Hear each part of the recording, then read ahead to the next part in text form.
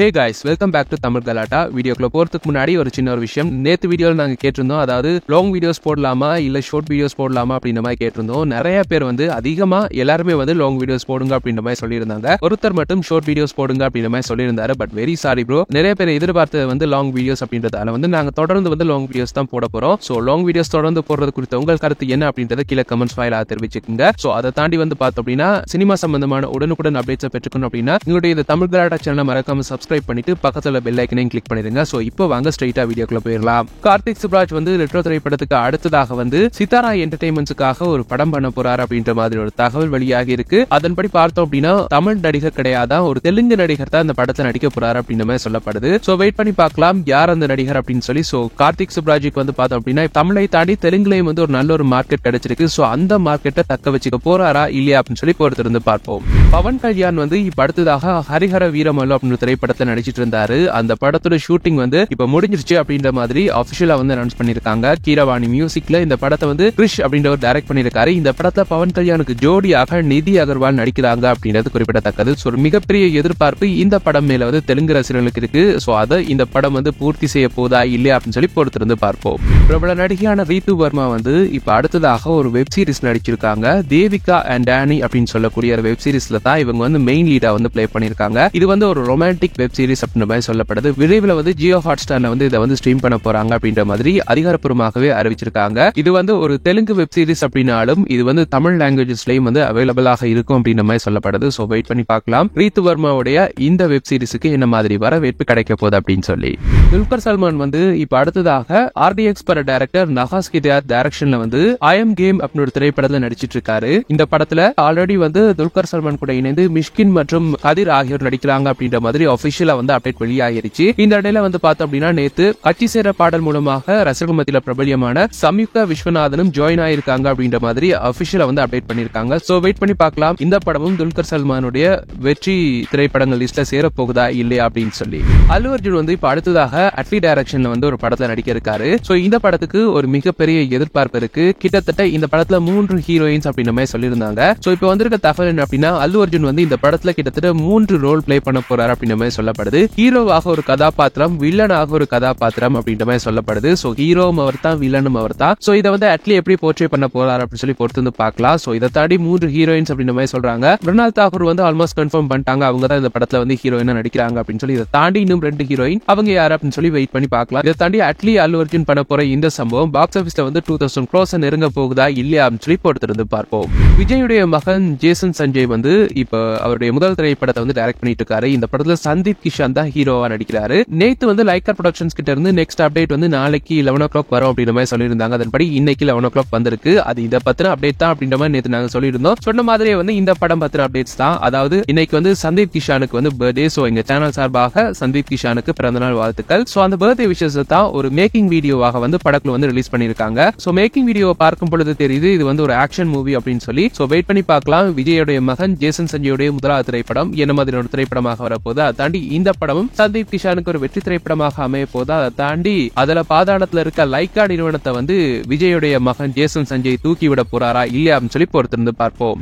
OTT release படி பார்த்தோம் அப்படின்னா இன்னைக்கு நைட் அதாவது 8ஆம் தேதி ஏர்லி மார்னிங் நெட்ஃபிளிக்ஸ்ல அஜித்துடைய குட் பேட் அக்லி திரைப்படம் ரிலீஸ் ஆக இருக்கு. தமிழ், தெலுங்கு, மலையாளம், கன்னடா மற்றும் ஹிந்தி ஆகிய மொழிகள்ல இந்த படம் ரிலீஸ் ஆக இருக்கு. சோ வெயிட் பண்ணி பார்க்கலாம் தியேட்டர்ஸ்ல கிடைச்ச அதே ரெஸ்பான்ஸ் இந்த படத்துக்கு ஓடிடில கிடைக்க போதா இல்லையா அப்படின்னு சொல்லி. இதை தாண்டி ஒரு முக்கியமான விஷயம், அஜித் அடுத்ததாகவும் ஆதிக் ரவிச்சந்திரன் டைரக்ஷன்ல தான் ஒரு படத்தை நடிக்க இருக்காரு. சோ இது AK64 அப்படின்றது குறிப்பிடத்தக்கது. சோ வெயிட் பண்ணி பார்க்கலாம். இதை பத்தின ஆஃபிஷியல் அப்டேட் விரைவில் ரிலீஸ் ஆகும் அப்படின்னு எதிர்பார்க்கப்படுது. சோ இதை தாண்டி ஓடிடி ரிலீஸ் அப்படின்னு பார்த்தோம்னா ஷாமுடைய அஸ்திரம் அப்படின்ற ஒரு திரைப்படம் மே 9ஆம் தேதி ஓடிடில ரிலீஸ் ஆக போகுது. அதன்படி ஆஹா ஓடிடி தளத்துல தான் இந்த படம் ரிலீஸ் ஆக போகுது அப்படின்றதும் குறிப்பிடத்தக்கது. சோ தியேட்டர்ஸ்ல பெருசா இந்த படத்துக்கு ரெஸ்பான்ஸ் கிடைக்கல. பட் வெயிட் பண்ணி பார்க்கலாம் ஓடிடில என்ன மாதிரியான ரெஸ்பான்ஸ் கிடைக்க போகுது அப்படின்னு சொல்லி. சூர்யாவுடைய ரெட்ரோ திரைப்படம் வேர்ல்ட் வைடா கிட்டத்தட்ட 104 கோடிகளுக்கு மேல கலெக்ட் பண்ணிருச்சு அப்படின்ற மாதிரி படக்குழு நேத்து அதிகாரப்பூர்வமாக அறிவிச்சிருந்தாங்க. சோ ஒரு பேக் டு பேக் 100 crores அப்படின்னே சொல்லலாம். இதுக்கு முன்னாடி சூர்யாவுடைய கங்குவா திரைப்படமும் கிட்டத்தட்ட வேர்ல்ட் வேர்ல்ட் வைடா வந்து 100 கோடிகளுக்கு மேல கலெக்ட் பண்ணிருந்துச்சு. சோ இப்போ இந்த படமும் 100 கோடியை வந்து கலெக்ட் பண்ணிருக்கு. இதை தாண்டி வந்து பார்த்தோம் அப்படின்னா தமிழ்நாடு பாக்ஸ் ஆபீஸ்ல வந்து கிட்டத்தட்ட 50 கோடிகளுக்கு மேல ரெட்ரோ திரைப்படம் கலெக்ட் பண்ணிருக்கு அப்படின்ற மாதிரி தகவல் வெளியாகி இருக்கு. சோ இதுக்கு அடுத்ததாக சூர்யா வந்து இப்ப அவருடைய 45வது படத்துல நடிச்சிட்டு இருக்காரு. ஆல்மோஸ்ட் வந்து அந்த படத்தோட ஷூட்டிங் வந்து முடிய போகுது. சோ இந்த படம் பார்த்தீங்கன்னா டைட்டில் அனௌன்ஸ்மெண்ட் மற்றும் ஒரு கிளிம்ஸ் வீடியோ வந்து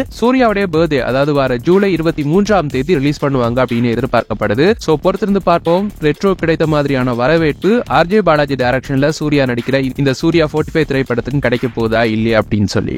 அதர்வா வந்து இப்ப அடுத்ததாக டிஎன்ஏ அப்படின்ற திரைப்படத்துல நடிச்சிருக்காரு. இந்த படம் அடுத்ததாக ஜூன் மாதம் ரிலீஸ் ஆக இருக்கு. இந்த படத்துல அதர்வா கூட சேர்ந்து நிமிஷா சஜயன் நடிச்சிருக்காங்க. மான்ஸ்டர் பட டைரக்டர் நெல்சன் வெங்கடேஷன் தான் இந்த படத்தை வந்து டைரக்ட் பண்ணியிருக்காரு. இன்னைக்கு வந்து ஒரு ஸ்பெஷல் போஸ்டர் வந்து ரிலீஸ் பண்ணிருக்காங்க. ரீசன் என்ன அப்படின்னா இன்னைக்கு அதர்வாவுக்கு பர்த்டே. சோ எங்க சேனல் சார்பாக அதர்வாவுக்கு வந்து பிறந்தநாள் வாழ்த்துக்கள். அவருக்கு இந்த படக்குழுட்ட இருந்து ஒரு ஸ்பெஷல் விஷ் போஸ்டர் வந்து ரிலீஸ் ஆகிருக்கு. இதை தாண்டி அதர்வா வந்து அடுத்தடுத்து பயங்கரமான ஒரு லைன் அப் வச்சிருக்காரு அப்படின்னே சொல்லலாம். அதன்படி இதய முரளி திரைப்படம் அடுத்ததாக அவருடைய நடிப்புல ரிலீஸ் ஆக இருக்கு. அதை தாண்டி தனல் அப்படின்னு ஒரு திரைப்படத்தை நடிச்சிருக்காரு. இதை தாண்டி டிஎன்ஏ மற்றும் அட்ரஸ் ஆகிய படங்களையும் நடிச்சிருக்காரு. எல்லாத்துக்கும் மேல வந்து பார்த்தோம் அப்படின்னா சிவகார்த்தியன் கூட இணைந்து பராசக்தி படத்தையும் நடிச்சிட்டு இருக்காரு அப்படின்றதும் குறிப்பிடத்தக்கது. சோ வெயிட் பண்ணி பார்க்கலாம் அதர்வாவுக்கு இந்த இன்னிங்ஸ் அதாவது கிட்டத்தட்ட ஒரு செகண்ட் இன்னிங்ஸ் அப்படின்னு சொல்லலாம். இந்த இன்னிங்ஸ் ஒரு வெற்றியை கொடுக்க போகுதா இல்லையா அப்படின்னு சொல்லி பொறுத்திருந்து பார்ப்போம். நடிகர் கமல்ஹாசன் வந்து இப்ப மணிரத்னம் டைரக்ஷன்ல தக் லைஃப் படத்துல நடிச்சு முடிச்சிட்டாரு. படப்பிடிப்பு முடிஞ்சு மற்ற பணிகள் வந்து இப்ப நடந்துட்டு இருக்கு. ஜூன் 5ஆம் தேதி இந்த படம் ரிலீஸ் ஆக இருக்கு. இதையடுத்து சண்டை இயக்குநர்களான அன்பறிவு டைரக்ஷன்ல வந்து கமல்ஹாசன் வந்து அவருடைய 237வது படத்துல நடிக்க இருக்காரு. இதை வந்து ராஜ்கமல் புரொடக்ஷன்ஸ் நிறுவனம் தயாரிக்க இருக்காங்க. சில மாதங்களாக இந்த படத்துக்கான ப்ரீ ப்ரொடக்ஷன் ஒர்க் நடந்துட்டு இருக்கு அப்படின்னு மாதிரி சொல்லப்படுது. இப்ப இந்த படத்துக்கு இசையமைக்க ஏஆர் ரஹ்மான் இல்லாட்டி அனிருத்தை வந்து ஒப்பந்தம் செய்யலாம் அப்படின்ற மாதிரி கமல்ஹாசன் வந்து இப்ப பிளான் பண்ணிட்டு இருக்காரா. அதுலயும் தக் லைஃப் படத்துல வந்து ஏஆர் ரஹ்மான் தான் மியூசிக் பண்ணிருக்காரு. அதனால மறுபடியும் அவர் கூட வந்து ஒர்க் பண்ணாம அனிருத்தை கொண்டு வரலாம் அப்படின்னு பிளான் பண்ணிட்டு இருக்காரு கமல்ஹாசன். சோ வெயிட் பண்ணி பார்க்கலாம். இந்த கமல்ஹாசனுடைய 237வது திரைப்படத்துக்கு வந்து யாரு இசையமைக்க போறாங்க அப்படின்னு சொல்லி. சோ உங்களுடைய கெஸ்ஸிங் என்ன? ஏஆர் ரஹ்மானா அல்லது அனிருத்தா? ரெண்டு பேர்ல யாரு இசையமைத்தா நல்லா இருக்கும் அப்படின்னு உங்களுடைய கருத்துக்களை கீழே கமெண்ட்ஸ் வாயிலாக தெரிவிச்சுக்கோங்க. சூரி வந்து இப்ப அடுத்ததாக மாமன் அப்படின்னு ஒரு திரைப்படத்தை நடிச்சிருக்காரு. இந்த படத்துக்கு ஒரு மிகப்பெரிய எதிர்பார்ப்பு இருக்கு. இப்ப ரீசெண்டா வந்து இந்த படத்தோட ஆடியோ லான்ச் வந்து நடந்துருந்துச்சு அப்படின்றது குறிப்பிடத்தக்கது. ட்ரெய்லர் கூட வந்து பார்த்தோம் அப்படின்னா ரொம்ப டிஃபரெண்டா இருக்கு. சோ ஈகரா எல்லாருமே வெயிட் பண்ணிட்டு இருக்காங்க இந்த படத்துக்காக. ஒரு ஃபேமிலி என்டர்டெய்னர் அப்படின்றது குறிப்பிடத்தக்கது. சோ சூரி இந்த படம் எப்படி உருவானுச்சு அப்படின்ற மாதிரி ரீசெண்டா வந்து சொல்லியிருந்தாரு. அதாவது கொட்டுக்காளிக்கு பிறகு ஒரு ஜாலியான ஒரு ஃபேமிலி என்டர்டெய்னர் பண்ணணும் அப்படின்னு இருந்தேன். சோ அதுக்கு பிறகுதான் டைரக்டர் பிரசாந்த் வந்து என்கிட்ட வந்து ஒரு வில்லேஜ் பேக்ட்ராப்ல வந்து ஒரு கதையை வந்து சொன்னாரு. அந்த கதை வந்து எனக்கு பிடிச்சிருந்துச்சு. இருந்தாலும் வந்து நான் சொன்னேன் என்கிட்ட வந்து இன்னொரு பெட்டர் ஸ்கிரிப்ட் இருக்கு, அதை வந்து உங்களால படமாக்க முடியுமா அப்படின்னு கேட்டுதான் இந்த படத்தோட கதையை சொல்லியிருந்தேன். அது வந்து அவருக்கு பிடிச்சு போக அந்த கதையை தான் இப்ப வந்து அவர் படமாக எடுத்திருக்காரு. அதுதான் இந்த மாமன் படம் அப்படின்ற மாதிரி சூரி சொல்லியிருக்காரு. சோ சூரியோட ஸ்கிரிப்ட்ல தான் இந்த படம் வந்து தயாராகி இருக்கு. சோ வெயிட் பண்ணி பார்க்கலாம் இந்த படம் என்ன மாதிரி வரப்போகுது அப்படின்னு சொல்லி. இந்த படத்துக்கு இப்ப கிளீன் யூஸ் சர்டிபிகேட் கொடுத்திருக்காங்க அப்படின்றதும் குறிப்பிடத்தக்கது. கிட்டத்தட்ட இந்த படத்தோட ரன்னிங் டைம் வந்து 152 நிமிடங்கள், அதாவது 2 hours and 32 minutes அப்படின்றது குறிப்பிடத்தக்கது. சோ ஒரு சரியான ஒரு டியூரேஷன் தான். சோ வெயிட் பண்ணி பார்க்கலாம். இந்த படமும் கிளிக் ஆகி சூரிக்கு இன்னொரு வெற்றியை பெற்றுக் கொடுக்க போகுதா இல்லையா அப்படின்னு சொல்லி. தருண்மூர்த்தி டைரக்ஷன்ல மோகன்லால் சோபனா ஆகியோர் நடிப்புல வெளியான திரைப்படம் தான் தொடரும் அப்படின்னு ஒரு மலையாள திரைப்படம். இந்த படம் லாஸ்ட் ஏப்ரல் 25ஆம் தேதி ரிலீஸ் ஆகி இருந்துச்சு. ரிலீஸ் ஆன இந்த திரைப்படம் ஆரம்பத்துல வந்து பெருசா எந்த ப்ரொமோஷனுமே இல்லாம ரிலீஸ் பண்ணியிருந்தாங்க. ஆனா படம் வந்து எதிர்பார்க்காத அளவு ஒரு மிகப்பெரிய சக்சஸ் ஆக மாறி இருக்கு. சோ மோகன்லாலை பொறுத்த வரைக்கும் கிரைம் த்ரில்லர் மூவி வந்து அவருக்கு எப்பவுமே சக்சஸ் கொடுக்கும். அதுக்கு மிகப்பெரிய எக்ஸாம்பிள் தான் திருஷ்யம் பாகம் 1 மற்றும் பாகம் 2. சோ இப்ப பாகம் 3 ரெடி ஆயிட்டு இருக்கு. இந்த நிலையில தொடரும் படம் ஒரு மிகப்பெரிய வெற்றி படமாக அமைந்திருக்கு. வேர்ல்ட் வைடா வந்து கிட்டத்தட்ட 168 கோடிகளுக்கு மேல இந்த படம் கலெக்ட் பண்ணிருக்கு அப்படின்னு சொல்லப்படுது. அதுலயும் இந்தியால கிட்டத்தட்ட 80 கோடிகளையும் இந்தியாவை தாண்டி ஓவர்சீஸ்ல வந்து கிட்டத்தட்ட 80 கோடிக்கும் அதிகமாக இந்த படம் கலெக்ட் பண்ணிருக்கு அப்படின்ற மாதிரி சொல்லப்படுது. இது வந்து ஒரு மிகப்பெரிய ஹியூஜ் சக்சஸ் ஆக பார்க்கப்படுது. சோ ஆரம்பத்துல இந்த படத்துக்கு கிடைச்ச வரவேற்பு பார்த்து நாங்களே சொல்லியிருந்தோம் இது அதிகமா வந்து தமிழ்ல டப் பண்ணி ரிலீஸ் பண்றதுக்கான வாய்ப்புகள் நிறைய இருக்கு அப்படின்னு சொல்லி. அதன்படி பார்த்தோம் அப்படின்னா இந்த மே 9ஆம் தேதி அதாவது வார வெள்ளிக்கிழமை இந்த படத்தை வந்து தமிழ்ல டப் பண்ணி ரிலீஸ் பண்ண இருக்காங்கன்னா அதுக்கான ட்ரெய்லரும் வந்து இப்ப ரிலீஸ் ஆகி இருக்கு. சோ ரசிகர்கள் மத்தியில் ஒரு மிகப்பெரிய வரவேற்பு மலையாளத்துல கிடைச்சிருக்கு. அதே மாதிரி தமிழ்லையும் வந்து என்ன மாதிரியான ஒரு வரவேற்பு இந்த படத்துக்கு கிடைக்க போகுது அப்படின்னு சொல்லி பொறுத்திருந்து பார்ப்போம். சிங்கத்தோட உடல் யானை தலையை கொண்ட கற்பனை மிருகம் தான் யாழி. இது வந்து கற்பனை மிருகம் அப்படின்னு சொல்லலாம். ஒரு சில தமிழர்கள் நம்புறாங்க. அதாவது குமரிக்கண்ட கால பகுதியில வந்து இது வாழ்ந்ததாகவும் அதுக்கு பிறகு வந்து குமரிக்கண்டம் கடலுக்கடியில மூழ்கினதுக்கு பிறகு இந்த இனம் வந்து அப்படியே அழிஞ்சு போயிருச்சு அப்படின்னு மாதிரி சொல்லப்படுது. நிஜத்துல பார்க்கலாம் அப்படின்னாலும் அதிகமான கோயில்கள்ல வந்து இந்த யாழியுடைய சிற்பத்தை பார்க்கலாம் அப்படின்னு சொல்லப்படுது. சோ இந்த யாழிய வந்து கிராபிக்ஸ் மூலமாக ஒரு படத்துல உருவாக்கி இருக்காங்களாம், ஒரு தமிழ் படத்துல அப்படின்ற மாதிரி ஒரு தகவல் வெளியாகிருக்கு. அதன்படி பிரபதி சாம்ஸ் டைரக்ஷன்ல வந்து கஜானா அப்படின்னு ஒரு படம் தயாராகி இருக்கு. அந்த படத்துல தான் யாழி மிருகத்தை வந்து கிராபிக்ஸ் மூலமாக உருவாக்கி இருக்காங்க அப்படின்னு மாதிரி சொல்லப்படுது. இனிகோ பிரபாகர், வேதிகா, யோகி பாபு கொண்ட டீம் ஒரு புதையலை தேடி காட்டுக்குள்ள போறாங்க. காட்டுல இருக்க மிருகங்கள் இவங்களை பாக்குது. அதுக்கு பிறகு மிருகத்தோட வந்து இவங்க சண்டை பிடிக்கிறாங்க. சோ கடைசியில புதையலை வந்து கைப்பற்றினாங்களா இல்லையா அப்படின்றத இந்த படத்தோட கதை. சோ ஹாலிவுட் படங்களுக்கு இணையாக பல மிருகங்களோட சண்டையிடுற மாதிரி கிராபிக்ஸ் காட்சிகள் வந்து இந்த படத்துல இருக்கு அப்படின்னு மாதிரி சொல்லப்படுது. சோ கிராபிக்ஸ் வேலைகள் மட்டுமே பல மாதங்கள் நடந்துச்சு அப்படின்ற மாதிரி சொல்றாங்க. சோ கஜானா படத்தோட பாகம் 2 உருவாக இருக்கு அப்படின்னு மாதிரி சொல்லப்படுது. சோ இதுல மாறுபட்ட வேடத்துல சாந்தினி வந்து நடிச்சிருக்காங்க. அவங்களுக்கு தான் இந்த படத்துல வந்து நிறைய அதிரடி சண்டை காட்சிகள் இருக்கு அப்படின்னு மாதிரி சொல்லப்படுது. ஏற்கனவே ரீசெண்டா வந்து இந்த பட ப்ரொமோஷன் அப்போ வந்து படத்தோட ப்ரொடியூசர் வந்து யோகி பாபு வந்து ப்ரொமோஷனுக்கு வர்றாரு இல்ல அப்படின்னு சொல்லி யோகி பாபு வந்து பயங்கரமா வந்து திட்டி தீர்த்திருந்தாரு அப்படின்றது குறிப்பிடத்தக்கது. சோ வெயிட் பண்ணி பார்க்கலாம். இந்த படத்துல யாழிய வந்து கொண்டு வர போறாங்க. சோ அது என்ன மாதிரி ரசிகர்கள் மத்தியில வரவேற்பு கிடைக்க போதா தாண்டி படம் என்ன மாதிரி வரப்போகுது அப்படின்னு சொல்லி பொறுத்திருந்து பார்ப்போம்.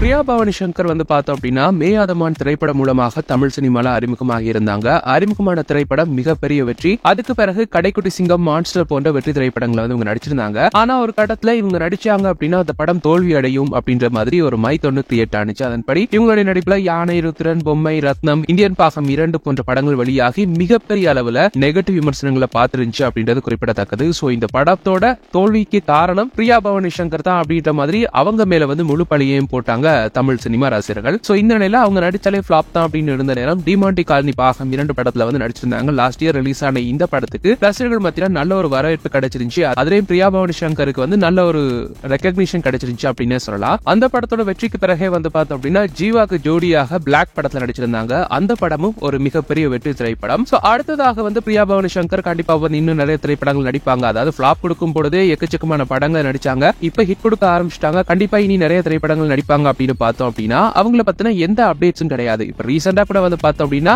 ஜீப்ரா அப்படின்னு ஒரு படம் வந்து தமிழ்ல டப்பாகி ரிலீஸ் ஆகிருந்துச்சு, தெலுங்கு திரைப்படம். அந்த திரைப்படமும் ஒரு வெற்றி திரைப்படம் அப்படின்றது குறிப்பிடத்தக்கது. சோ அந்த படத்தோட ப்ரொமோஷனுக்கு கூப்பிட்டு அவங்க வர்றாங்க இல்ல, அதாவது ஃபாரின்ல இருக்காங்க, வந்துட்டு போறதுக்கு டிக்கெட் செலவுக்கு வந்து காசு கேட்கறாங்க அப்படின்ற மாதிரி அந்த படத்தோட ப்ரொடியூசர் வந்து இவங்க மேல வந்து ஒரு மிகப்பெரிய பழிய போட்டிருந்தாரு அப்படின்றது குறிப்பிடத்தக்கது. அதுக்கு பிறகு வந்து பார்த்தோம் அப்படின்னா இவங்க எந்த படத்திலயும் நடிக்கிற மாதிரியே தெரியல, எங்க போனாங்க அப்படின்னு சொல்லி ரசிகர்கள் வந்து வலை விரிச்சு தேடிட்டு இருக்காங்க. சோ இப்ப வந்திருக்க தகவல் படி பார்த்தோம் அப்படின்னா இவங்க வந்து ராஜவேலு அப்படின்றவரை வந்து காதலிக்கிறாங்க. சோ அவர் வந்து ஆஸ்திரேலியால தான் இருக்காரு. சோ அதனால இவங்க வந்து ஆஸ்திரேலியாவுக்கு போய் அவர் கூட தான் அங்க இருக்காங்க அப்படின்ற மாதிரி சொல்லப்படுது. சோ விரைவில் வந்து சென்னை திரும்பி மறுபடியும் பழைய மாதிரி திரைப்படங்கள் நடிக்க ஆரம்பிப்பாங்க அப்படின்ற மாதிரி சொல்லப்படுது. சோ ஃபிளாப் திரைப்படங்கள் கொடுத்துட்டு இருக்கும் பொழுதே தொடர்ந்து படங்கள் நடிச்சிட்டு இருந்த இவங்க ஹிட் படம் கொடுத்ததுக்கு பிறகு காணாம போன விஷயம் தான் வந்து பார்த்தோம் அப்படின்னா இப்ப தமிழ் சினிமா வட்டாரத்துல ஒரு மிகப்பெரிய பேசு பொருளாக மாறி இருக்கு. சசிகுமார் வந்து ரீசெண்டா வந்து ஒரு சில இன்டர்வியூஸ்ல சொல்லியிருந்தாரு, எனக்கு வந்து நிறைய கடன் வந்துருச்சு. சோ அதனால வந்து நான் நிறைய திரைப்படங்கள் நடிச்சிட்டு இருக்கேன், கிடைக்கிற வாய்ப்புல எல்லாம் நடிச்சிட்டு இருக்கேன். சோ அதனால தான் என்னால திரைப்படங்களை டைரக்ட் பண்ணவும் முடியல. சோ இப்போதைக்கு கடன் வந்து ஆல்மோஸ்ட் முடிஞ்சிருச்சு. சோ இனிமே என்னுடைய அடுத்த ஆட்டத்தை பாப்பீங்க அப்படின்ற மாதிரி சொல்லியிருந்தாரு. அதன்படி வந்து பார்த்தோம் அப்படின்னா இப்ப அவருடைய அடுத்த ஆட்டம் வேற லெவல்ல இருக்கு அப்படின்னு சொல்லலாம். சோ ரீசெண்டா டூரிஸ்ட் ஃபேமிலி திரைப்படம் மிகப்பெரிய வெற்றி அடைந்திருக்கு. அதுக்கு முன்னாடி வந்து பார்த்தோம் அப்படின்னா நந்தன் அப்படின்னு ஒரு திரைப்படம் மிகப்பெரிய வெற்றி. அதுக்கு முதல் கருடன், அயோத்தி அப்படின்னு சொல்லி தொடர் வெற்றிகளை பார்த்திருக்காரு நம்ம சசிகுமார். காரணம் என்ன அப்படின்னா இப்ப வந்து ஸ்கிரிப்ட் செலக்ஷன்ல வந்து ரொம்ப யூனிக்கா இருக்காரு. ஏன்னா ஏனோ தானோன்னு நடிக்காம இப்ப வந்து கடனெல்லாம் அடைச்சதால தனக்கு இந்த படம் ஹிட் ஆகும் அப்படின்னு தெரிஞ்சா மட்டும் அந்த படத்துல கமிட் ஆறாரு அப்படின்ற மாதிரி சொல்லப்படுது. அதன்படி வந்து பார்த்தோம் அப்படின்னா இப்ப ரிலீஸ் ஆன டூரிஸ்ட் ஃபேமிலி திரைப்படம் கிட்டத்தட்ட வேர்ல்ட் வைடா வந்து 24 கோடிகளுக்கு மேல கலெக்ட் பண்ணிருக்கு அப்படின்ற மாதிரி சொல்லப்படுது. கிட்டத்தட்ட 7 கோடி பட்ஜெட்ல எடுக்கப்பட்ட இந்த திரைப்படம் 6 நாட்கள்ல வந்து 24 கோடிகளுக்கு மேல கலெக்ட் பண்ணிருக்கு. சோ இது வந்து ஒரு ஹியூஜ் சக்சஸ் ஆக பார்க்கப்படுது. அதுலயே சொல்லணும் அப்படின்னா ஏப்ரல் 29ஆம் தேதி வந்து பார்த்தோம்னா 7600 டிக்கெட்டுகள் இந்த படத்துக்காக புக்கிங் ஷோல வந்து புக் பண்ணப்பட்டிருந்துச்சு. ஏப்ரல் 30 வந்து 20200 டிக்கெட்டுகள். மே 1 அதாவது அன்னைக்கு தான் படம் ரிலீஸ் ஆனிச்சு. அன்னைக்கு வந்து மொத்தமா வந்து 45900 டிக்கெட்டுகள் வந்து விற்கப்பட்டிருந்துச்சு. மே 2ஆம் தேதி இந்த படத்தோட செகண்ட் டே. சோ அன்னைக்கு வந்து இந்த படம் கிட்டத்தட்ட 64000 டிக்கெட்டுகள் விற்கப்பட்டிருந்துச்சு. அதுக்கு பிறகு வந்து பார்த்தோம்னா மே 3ஆம் தேதி 90000 டிக்கெட்ஸும், மே 4ஆம் தேதி 83000 டிக்கெட்ஸும், மே 5ஆம் தேதி 66000 டிக்கெட்ஸும், கடைசியாக மே 6ஆம் தேதி அதாவது நேற்று வந்து கிட்டத்தட்ட 57500 டிக்கெட்ஸ்களும் விற்கப்பட்டிருந்துச்சு. சோ மொத்தமா கிட்டத்தட்ட 4,36,400 டிக்கெட்டுகள் இதுவரைக்கும் இந்த படத்துக்கு புக் மை ஷோல புக் பண்ணப்பட்டிருக்கு அப்படின்ற மாதிரி சொல்லப்படுது. சோ இது வந்து ஒரு எக்ஸ்ட்ரா ஆர்டினரி பெர்ஃபார்மன்ஸ் அப்படின்ற மாதிரி சொல்லப்படுது. சோ வெயிட் பண்ணி பார்க்கலாம் இனி வரும் நாட்கள்ல என்ன மாதிரி இந்த படத்தோட புக்கிங் ஸ்டேட்டஸ் வரப்போகுது அப்படின்னு சொல்லி. இதை தாண்டி வந்து பார்த்தோம் அப்படின்னா இந்த படத்தோட வெற்றியை தொடர்ந்து சசிகுமார் வந்து அடுத்ததாக ஃப்ரீடம் அப்படின்னு ஒரு திரைப்படத்தில் நடிச்சிருக்காரு. இந்த படம் வந்து விரைவில் வந்து ரிலீஸ் ஆக இருக்கு. இந்த படத்தை பத்தின ஒரு ஆஃபிஷியல் அனௌன்ஸ்மெண்ட் வந்து இந்த மே 9ஆம் தேதி அதாவது வார வெள்ளிக்கிழமை ரிலீஸ் ஆக போகுது அப்படின்ற மாதிரி படக்குழு வந்து அதிகாரப்பூர்வமாக அறிவிச்சிருக்காங்க. சோ இந்த படம் ஒரு பேன் இந்தியா படம் அப்படின்றதும் குறிப்பிடத்தக்கது. சோ சசிகுமாருக்கு டூரிஸ்ட் ஃபேமிலி வெற்றி அடைந்த மாதிரி இந்த திரைப்படமும் ஒரு வெற்றி திரைப்படமாக அமைய போதா அப்படின்னு சொல்லி பொறுத்திருந்து பார்ப்போம். நெல்சன் வந்து நேற்று மோகன்லாலுடைய ஹிருதயபூர்வம் ஷூட்டிங் ஸ்பாட்டுக்கு போயிருந்தார் அப்படின்ற மாதிரி செய்திகள் வெளியாயிருச்சு. இவன் எங்க சேனலையும் அதை பத்தி போட்டிருந்தோம். ஜெயிலர் பார்ட் 1 மாதிரி பார்ட் 2லயும் வந்து மோகன்லால் வந்து நடிக்க இருக்காரு. சோ அந்த படத்தோட ஸ்கிரிப்ட் டிஸ்கஷனுக்காக தான் மோகன்லாலை பார்க்கறதுக்கு நெல்சன் போயிருந்தார் அப்படின்ற மாதிரி சொல்லிருந்தோம். இன்னைக்கு வந்து பார்த்தோம் அப்படின்னா ஹிருதயபூர்வம் படத்தோட ஷூட்டிங் ஸ்பாட்ல வந்து நெல்சன் போய் எடுத்துக்கிட்ட ஒரு சில போட்டோஸ் வந்து வைரல் ஆயிட்டு இருக்கு. சோ ஆல்மோஸ்ட் வந்து கன்ஃபார்ம் ஆயிருச்சு. இதன் மூலமாக மோகன்லால் வந்து ஜெயிலர் பாகம் 2 இருக்கார் அப்படின்னு சொல்லி சோ வெயிட் பண்ணி பார்க்கலாம். ஜெயிலர் பார்ட் 1 மாதிரியே மோகன்லாலுக்கு வந்து கொஞ்சம் கம்மியான ஸ்கிரீன் ஸ்பேஸ் கொடுக்க போறாரா, இல்ல ஜெயிலர் பாகம் 2ல வந்து ஒரு வைடரான ஸ்கிரீன் ஸ்பேஸ் கொடுக்க போறாரா அப்படின்னு சொல்லி பொறுத்து வந்து பார்க்கலாம். சோ இதோட இந்த சினிமா செய்திகள் எல்லாம் முடிஞ்சிருச்சுங்க. இந்த செய்திகள் தொடர்பான உங்க கருத்துக்களை கீழே கமெண்ட்ஸ் வாயிலா தெரிவிச்சுக்கோங்க. மேலும் இதே போல சினிமா செய்திகளை உடனுக்குடன் பெற்றுக்கணும் அப்படின்னா எங்களுடைய தமிழ் கலாட்டா சேனலை மறக்காம சப்ஸ்கிரைப் பண்ணிட்டு பக்கத்துல பெல் ஐக்கனை கிளிக் பண்ணிருங்க. தேங்க்யூ.